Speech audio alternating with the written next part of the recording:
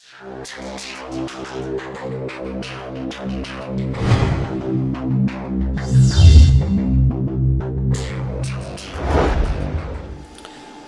guys, Cat Cool here.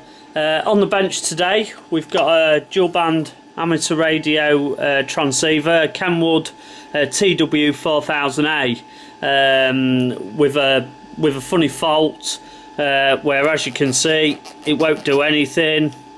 Buttons don't appear to do out. So I've seen a few of these radios that are similar in the past. So I have a pretty good idea of what the problem is.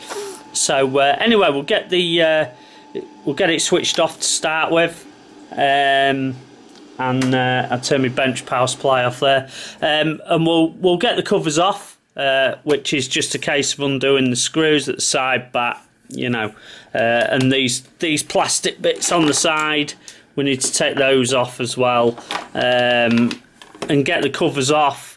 And then we'll pick it up from there. Right, guys, as you can see, we've now got the lid off, and I've got the screws out of the bottom panel. But to remove this panel, there's a couple of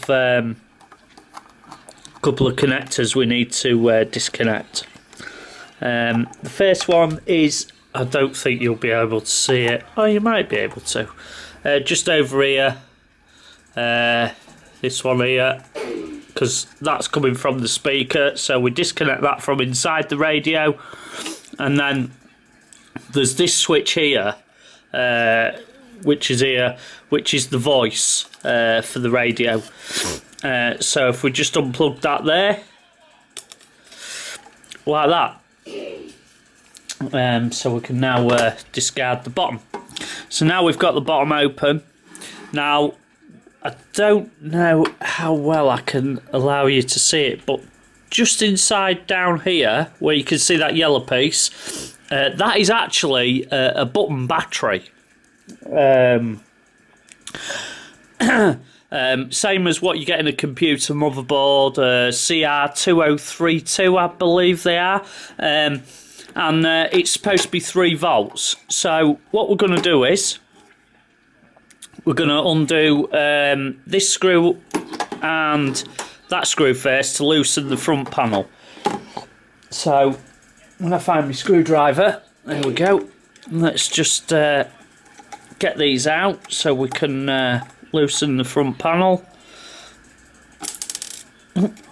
It's dropping all over. Do the same on this side.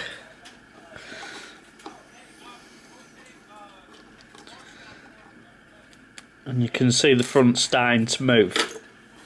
If we flip it back over, what you'll notice is, if I can get it in shot, is at the top it won't flip completely over because of this cable going here. So we disconnect that like that. And then we can sort of rotate the radio round, and then we can get into where the battery is, which is, I believe, what's going to be the issue with this particular radio. So if I just get my multimeter, if we bear in mind this battery should be 3 volts. And like I say, I've come up against this a couple of times before, so I've got a pretty good idea that this is exactly what it is. So we stick one lead for the multimeter on that side. I don't know if you can't actually see the multimeter. Hold on a second.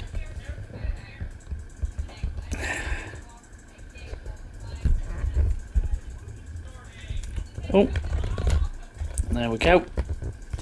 That tightens that up. Right, so what I'm going to do, you can probably see, I'm going to stick one side of the multimeter on that side and one on that side. And look at that, 0.82 volts. That is definitely not going to do what it's supposed to do. and basically that'll store all the information in the radio. So what we need to do is get that battery out, get it changed, and then hopefully job will be a good one.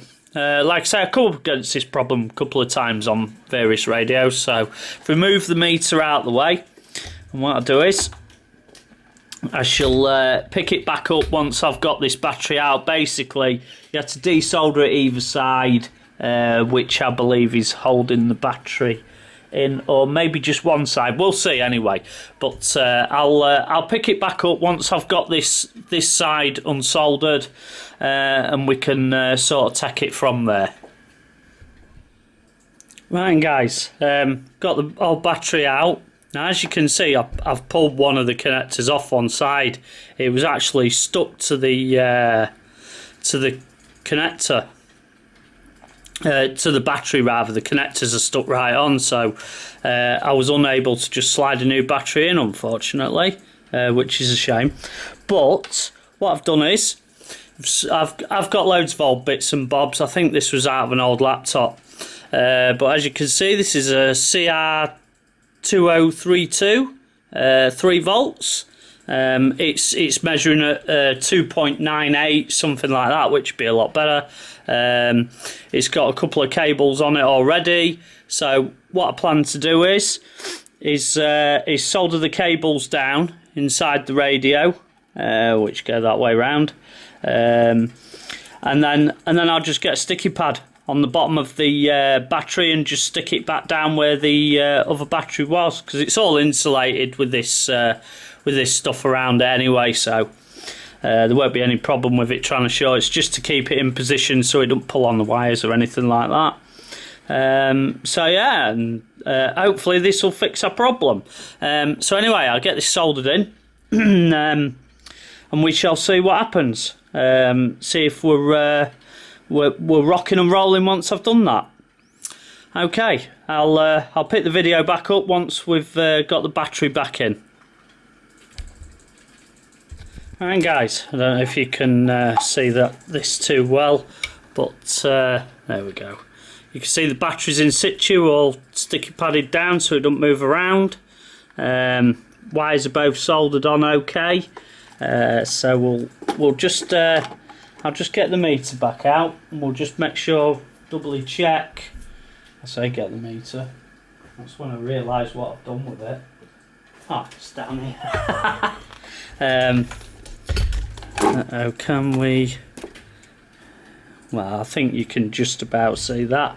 We touch it on the 2 contacts as before. Just try and. It's very awkward to get to be honest. There we go.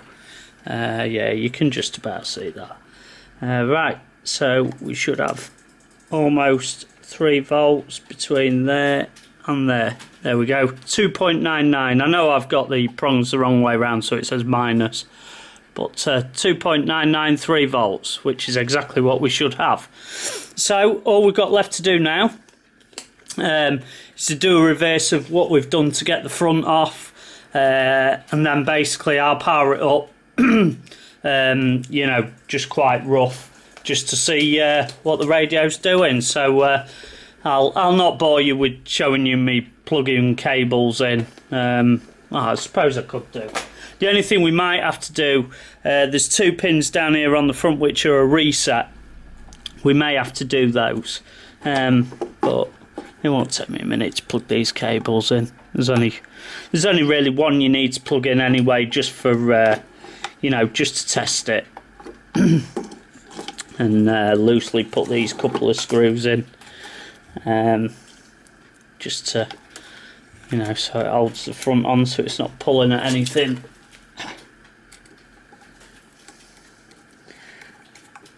Just that's one. Oops, that's me pressing the on off button. Yeah, like I say, that's the only thing we may have to do is just short those reset pins out, just to make sure it's, you know, just to reset it, because it might still originally have the fault when we first turn it on, but we'll try turning it on and off a few times. Trying to put this somewhere where you guys can actually see it. I may have to readjust the camera, guys. Let's have a look. Let me just zoom in a little bit and just twizzle around. There we go. Should be able to see that anyway. Right, let's turn on the bench power supply. And straight away, look, no problem. Don't know if you can really see that, but it's showing exactly as it should, not with a number 6. Sometimes it was all 0, sometimes it was a number 6 or whatever, but that appears to have cured the fault, which, like I say, I thought it would. I think there's an A and B button somewhere. Switch it between, yeah, switch it between 2 meters and 70 sems. I'm not an expert on these radios at all. First time I've ever seen one. But if we just, where can we go? 145, 450, and hope there's nobody on that frequency. 450. No, there isn't. And we'll just give this a quick try. It's got the dummy load in it anyway, so you know, just make sure it's working. Appears to be 1 2 1 2. That's working lovely. No problem at all. Right. So all that's left for me to do is to put the covers back on, which won't bore you with showing you that. But as you can see, it is now functioning as it should. Let's just switch it off. I'll turn my bench power supply off. Just give it that one last test. That's that off. Let's flick it back on. Flick the radio back on. And there we go, straight back to where it was. So yeah, it's definitely absolutely fine. There we go, guys. All ready to rock and roll. Anyway, thanks for watching the video, guys. Don't forget to like, subscribe and comment, and I'll catch you next time. Okay, bye guys.